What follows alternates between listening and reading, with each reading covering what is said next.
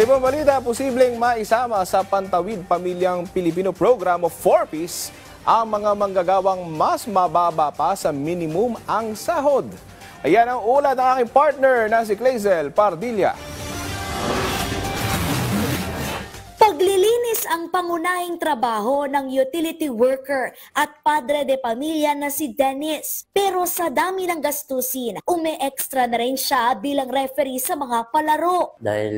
Dahil sa hirap nga ng buhay ngayon, yung mga bilihin medyo mataas. Tapos hindi naman ganun kataas yung sahod namin. Lalo na may pinag-aaral pa. Security guard at mga manggagawa na mas mababa sa minimum ang sahod na may mga anak na pinag-aaral, kinukonsidera ng Department of Social Welfare and Development na isama sa Pantawid Pamilyang Pilipino Program of 4Ps. Ayon sa ahensya, bahagi ito ng enhancement na gagawin ng DSWD. Sa ilalim ng 4Ps, nakatatanggap ng 300 hanggang 700 pesos na educational grant ang bawat batang nag-aaral sa pamilya. May health at food subsidy rin. Kaya para kay Dennis na may high school student na anak, Araw-araw yung pamasahe, baon. Siyempre may ano pa yan, may project.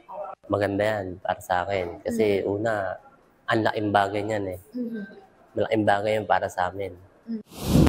para lalo pang matulungan ang mga 4Ps na makaahon sa hirap, nagkasundo ang DSWD at Technical Education and Skills Development Authority nang paigtingin ang tulong para sa mga pamilyang graduate ng 4Ps. Sa ilalim ng isang Memorandum of Agreement, mag-aalok ang TESDA ng libreng scholarship slots, skills training at certification para sa mga kwalipikadong benepisyaryo ng 4Ps, habang ang DSWD naman ang tutukoy sa mga kalahok. Layo nitong matulungan sila na makahanap ng maayos na trabaho at magkaroon ng disenteng kita. Alinsunod ito sa direksyon ni Pangulong Ferdinand R. Marcos Jr. na bigyan ng maayos na edukasyon at kapaki-pakinabang na kasanayan ang mga graduate na hindi lamang susi sa pag-angat ng pamumuhay ng bawat pamilyang Pilipino, kundi makatutulong din para mapaunlad ang ekonomiya ng bansa.